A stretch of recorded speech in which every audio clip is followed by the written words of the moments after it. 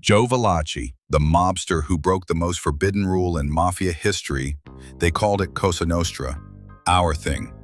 For decades it thrived in silence, protected by the one rule no one dared to break, Omertà, the code of silence.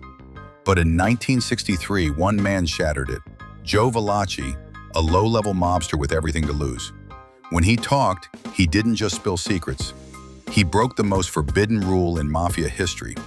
This is the story of betrayal, survival, and the testimony that exposed the mob to the world. This is Joe Valachi, and this is Criminal Code.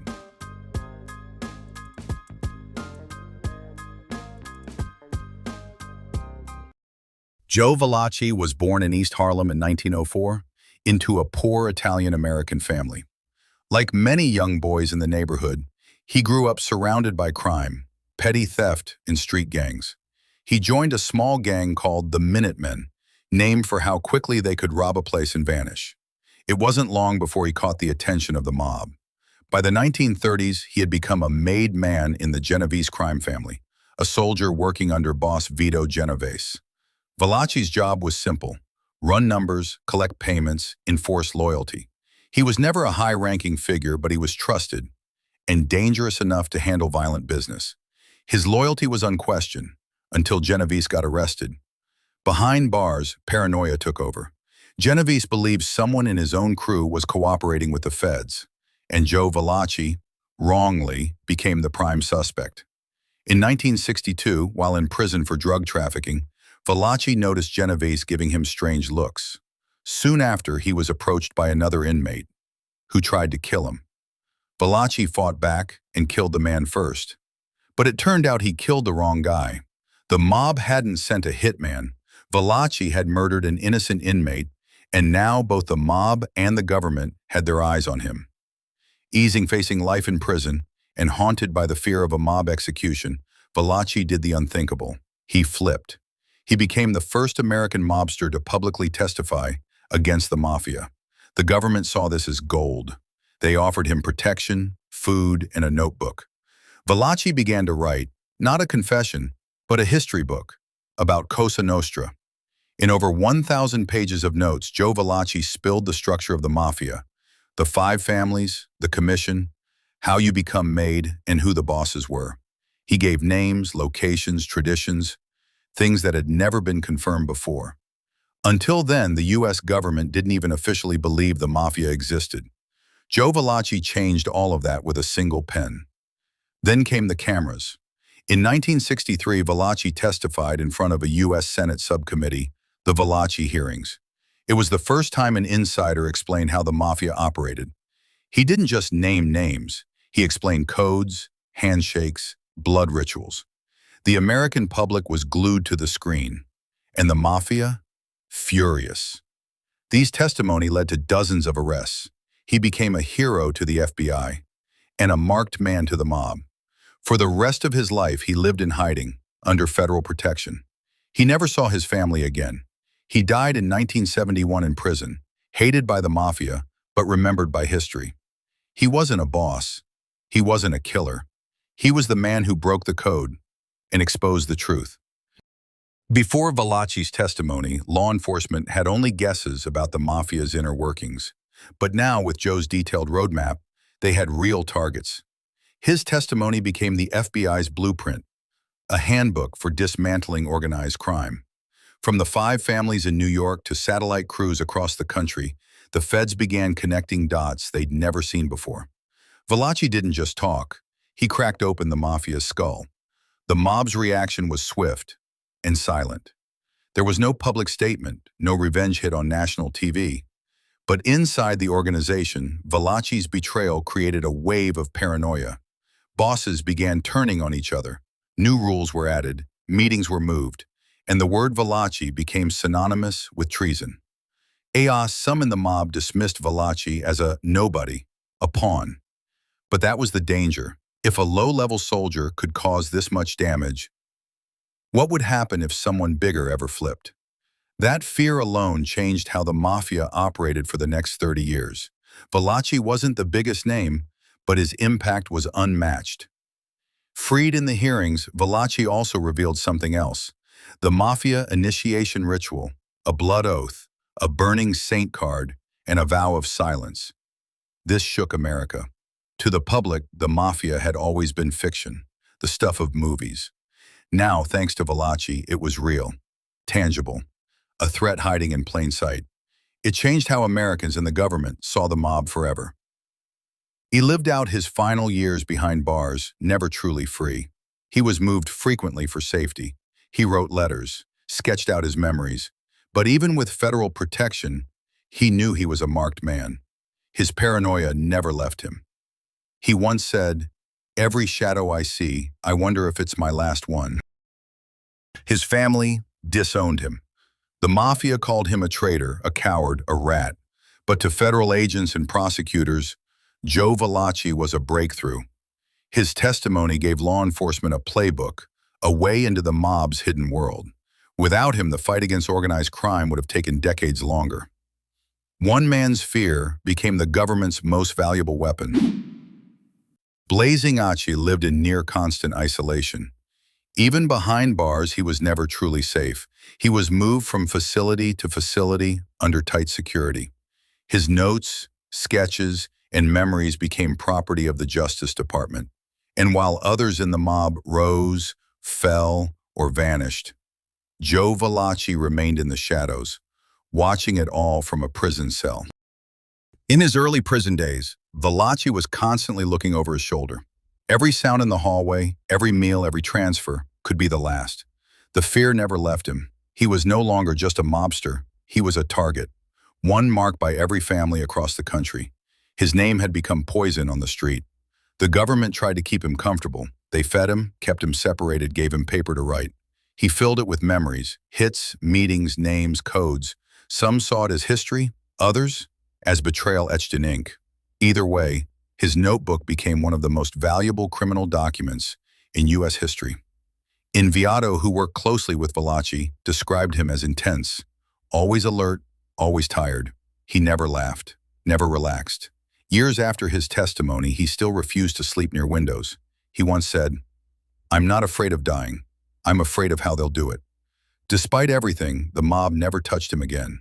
Whether out of fear, confusion, or surveillance, no one reached him inside. But outside, his name was used as a warning. "Don't go Valachi." That became a new saying on the streets. It meant, keep your mouth shut, or pay the price. Valachi's case also changed the FBI's approach. Before him, the mob was seen as disorganized street crime. After him, they became a national security threat. Wiretaps increased. Undercover agents got better tools. And RICO, the law that would later take down entire families, began to form in the background. Yeah, but not everyone in government praised Valachi. Some senators questioned his motives. Others doubted his accuracy. They asked, was he trying to save himself or rewrite history? But the evidence matched.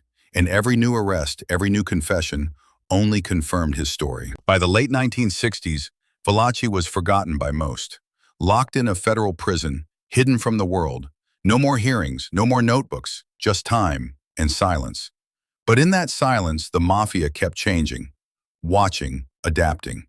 Because one man had spoken, and they knew it could happen again.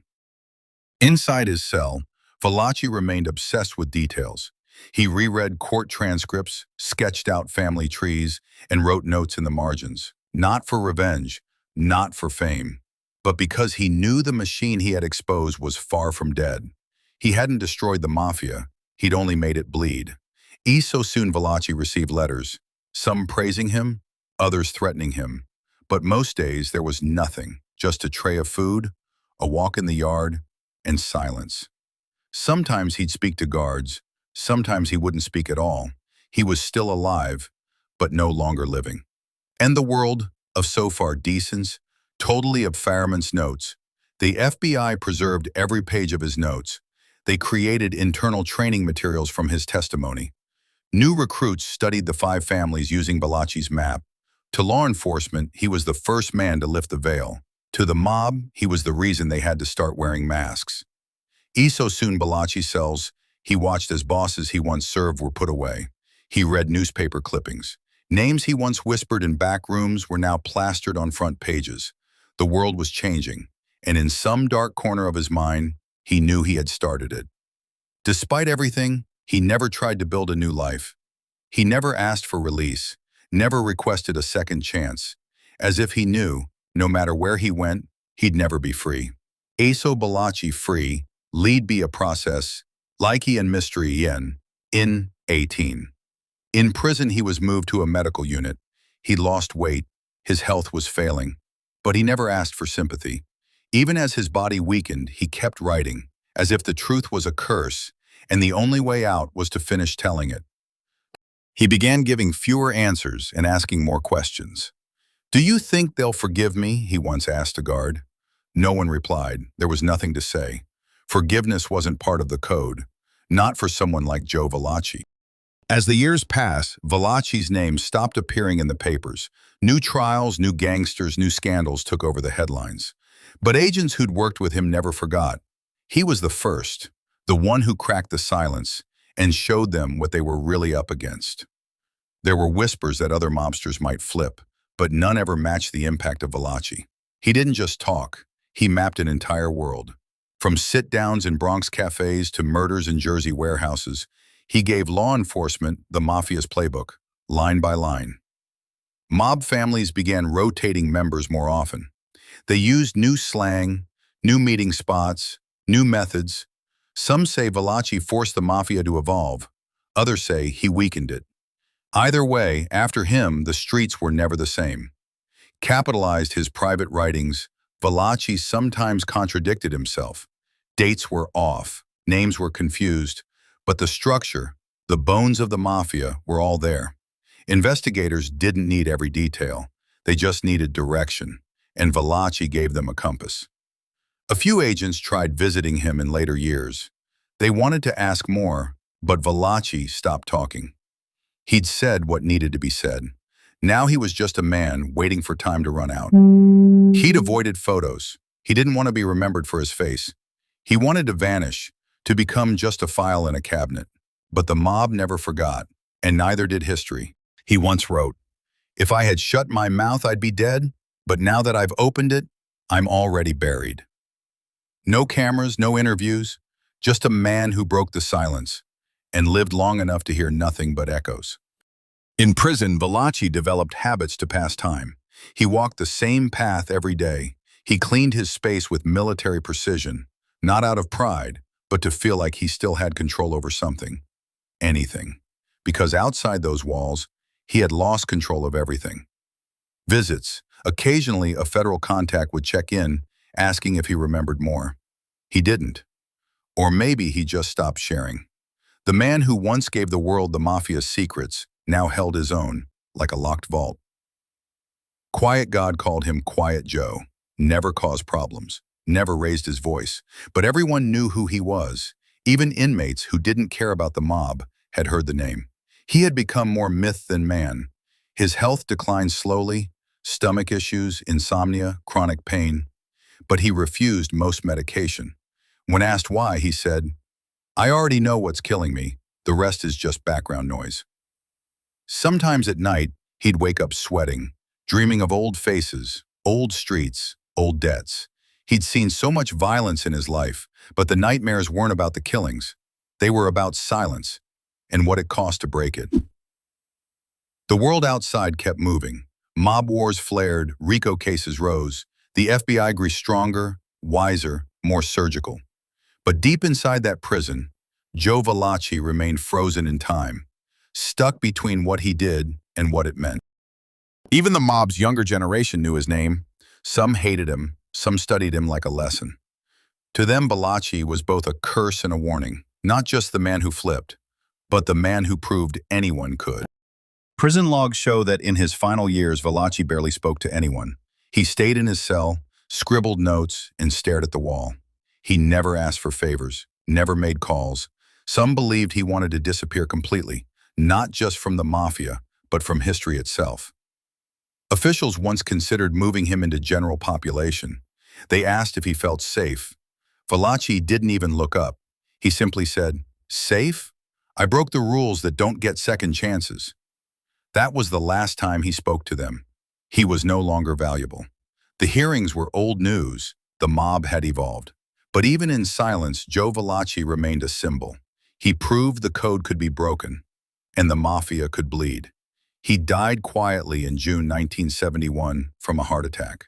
There was no funeral, no ceremony, no family by his side, just a cold bed, and a file marked Valachi, being closed for good. To some, he was a coward. To others, a turning point. But no matter the opinion, one thing was certain. Joe Valachi didn't just testify, he changed the war, and left behind a blueprint that still echoes through every mob case today. Underestimated, they never built a statue. They never told his full story in court. But law enforcement kept his name, in files, in briefings, in whispered lessons for new agents. His words still train the ones sent to fight the modern underworld. He wasn't born a boss. He didn't go down in a shootout. But when the Mafia hears his name, they remember the one man who shattered the silence and made the world listen. This is Joe Valachi, and this is Criminal Code 4747, Episode 9. Joe Valachi, the mobster who broke the most forbidden rule in Mafia history. Joe Valachi wasn't a boss. He wasn't a legend on the streets, but when he broke the Mafia's code of silence, Omertà, he changed organized crime forever. This is the story of fear, betrayal, and the man who made the mob bleed from the inside. Don't forget to like the video, drop a comment, let us know your thoughts on Joe Valachi, subscribe to the channel for more true Mafia stories, turn on notifications so you don't miss the next episode.